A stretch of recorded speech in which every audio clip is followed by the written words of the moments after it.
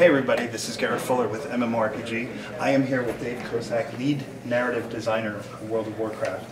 And I can't wait for him to answer questions about the Warlords of Draenor. So much exciting things are coming with this expansion. Yeah. It's a real departure from Pandaria, that's for sure. Absolutely, absolutely. And I know the fans are dying to hear about it. So let me just start by, what's your favorite aspect of the expansion? There's so many features coming, and they're all over the map now. That's tough. I can tell you from a story perspective, and I can tell you from a gameplay perspective, right? So from a story perspective, I love going back to Draenor because I think it's just a really interesting place. And as we were talking about on the panels here at BlizzCon, it's such a savage world, and it's going to test people that get there, and they're going to just really see it and interact with it. And it's a part that was really steeped in Warcraft lore.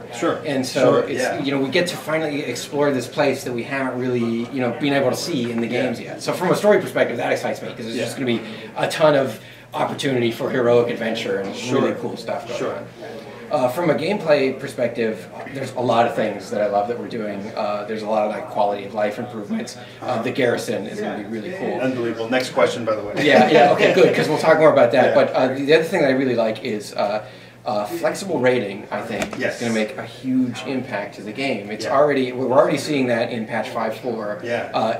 It's so much nicer for guilds, and it's so much easier for a guild to grow and build. And so we really like that system, and we're making it a major part of this next expansion.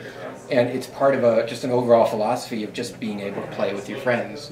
So that's why you can, when you buy the expansion, you get one character you can advance to level 90. We want you to play with your friends. We want to make it easy for your friends to play. So if you want to invite your friends into the game, they don't have to level up from scratch. They can get at least one character up and playing through Draenor with you, and then raiding with you. And then we make the raids flexible, so it's really easy to get some people into there, and it's just going to be a lot better for getting friends together and playing the game. And that's what World of Warcraft is really all about. It's when you play with your friends. That's really fun. We started playing, my wife and I, day one. We played, and we had our guild, and we had a crew, and it kind of brings you back to that, which I think is really cool. So garrisons, and this is like a huge deal for everybody. I cannot wait to build my little orc garrison. But this is major. I mean, you guys are taking the leap into housing, so to speak. That's what Tom said. It's sort of our version of it, our take on it. Two things. One thing that we love about the garrison is it's so Warcraft. It feels like Warcraft 3 or 2. I mean, you're building a base. You're building a whole city. Which we love just the feel of it. It's perfect for this expansion.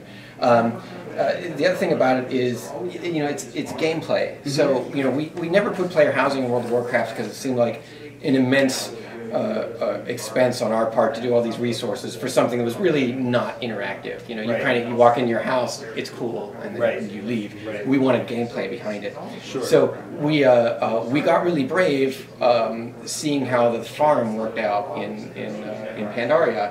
It's your own little chunk of land, and it's got progression, and it's tied into crafting, and it's tied into cooking, and it's tied into this faction, and it felt really good, and it made us think, okay, well, what if we took this? What if we took this little side feature and actually made it a major feature? How would we do it? How would we do housing right? It's all about gameplay. And so garrisons is really rich in gameplay. It's really about choosing what buildings to build, choosing followers, sending followers on the right mission, kind of making all kinds of interesting decisions about how you grow your fortress and what you specialize in and where you build it, and all these interesting gameplay decisions that come out of garrisons. And that's what we like about it. And in the process, you also get a lot of what you get out of player housing, which is the ability to show off your trophies. Of course, that's half the fun, right? Exactly. Awesome. Now, as doing the narrative on the game, you and this is exciting for me. You got a heck of a story to tell with these guys. I mean, all the way thrown back to the original characters. I mean, the one orc who becomes the original Lich King, Ner'zhul. I mean, like these are really iconic old school. How do you incorporate them into the quest development, the NPC language that's coming to play, all the things that you work on in the game? So it's tricky because we know if you're like a diehard fan of the game from Warcraft 1 or 2, these names have resonance with you. You remember, Kargath Bladefist, I love that guy. Like, you remember it. But we know that a lot of people playing WoW don't remember these guys because they never played the original games. He's such a cool character, by the way. He's not in this poster, but he's amazingly cool. So But we've gotten really good, I think, in the past couple expansions of sort of introducing characters and setting them up and really setting the tone for the story. And I think certainly in Pandaria, I think there were we came away with a lot of really memorable characters. Yeah. So it's tricky because we have to figure out, we have to choose where to spend the space because we can't tell all the stories about all of them. Of course. But we can really incorporate it into the gameplay. So you kind of get introduced to these characters, you get to fight them, you get to experience the coolness of the characters. That said, we're also talking about stuff we can do outside the game as well. Maybe on the lines of like we did that great Xiao Hao video series about Pandaria. Sure. That was really neat. Fans seem to love that. So we're talking about maybe we do something like that to help you also kind of introduce these characters and talk about the characters. So there's lots of other things we can do even outside the game as well. But it really is about what we can put in the game. Of course. And really build up those characters with gameplay. Not like a book you read in the game, but actually like stepping through a quest. No, I think one of the most exciting elements of World of Warcraft was in Lich King when you got to that one cutscene, and it was epic. I mean, I did Wrathgate, because the whole zone culminated in this moment. I mean, I spent hours doing those quests. I'm not going to lie, I wasn't happy about it. No, I was happy about it, but it took forever. But it had a payoff. I have to see it. It did have a payoff. That's the beauty of it. And we try and create those moments. Like in Pandaria, where you're building up the forces, and then the moment happens with the statue of the Jade Serpent. It has like a meaning to you. You're like, this means it's like a punch to the gut. Sure. And we really work on those moments, and we're going to try and do that a lot during this expansion as well. I think it's critical. Also, one of the other features, the new textures and everything you guys have done to kind of more than new texture, more complete model overhaul of the old characters. It's kind of was needed. I mean, I think you guys, the game had been surviving so strong over the years, but eventually you look at it and go, we got to overhaul. And almost every MMO has done it. I think it looks amazing. I mean, the dwarves and the orcs you guys showed. I encourage people to look at the videos. Watch the videos. There's some really great stuff. The characters, I actually think it's a real testament to the skill of our designers in 2004, the skill of our artists, that they held up this long. Oh, absolutely. Man, they were looking dated. They were looking pretty dated. And so we have the new models, and it's really funny. It's amazing when you compare the models side by side. It's pretty awesome. But what's funny is you get into the gameplay and you almost forget that your model's new. Like it's really awesome, and you just get used to it. You really enjoy it. And then when we go back to playing the game on live servers where the old models are, we're like, oh, whoa, what happened? It's really funny. It's one of those features that we absolutely need it, and it makes a big difference. You heard the crowd react on the main floor. It was great. It just to see those characters come alive. The faces are so much more expressive now. And, no, I think it's great. I think we have time probably for about one more question. Sure, no problem. And my last question is, you're pulling so many elements into this expansion. I mean, this is a big deal. I mean, it's level 100.